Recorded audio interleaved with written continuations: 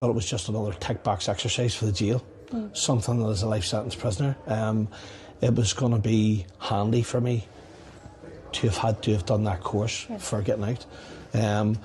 Little did I realise that about halfway through the course, I would start realising just exactly where I went wrong in life.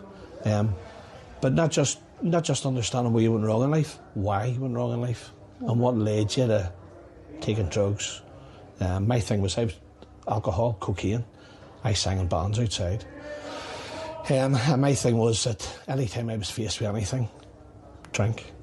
So go home, have a drink, go out, have a drink. Everything was a drink, and everything was like a mask. Sometimes you see the things on the TV with the guys taking the mask off after he comes away from everyone. And that was a big thing for me. And then in the trauma talks, it came about halfway through it, and I realised that I had so many issues that I had never dealt with, and I really wanted to deal with them and meet them head on. And that's where you have to become vulnerable, and you have to become open-minded and realise that you do need help. Being able to look yourself in the mirror is a massive thing. Understanding that you do have worth, even though you've made a mistake and you've come into prison. There's a lot more to life than stigma, And I realised that through my experiences, I could help an awful lot of the other guys who had maybe been through stuff that maybe wasn't the same, but very similar, and led them to similar places.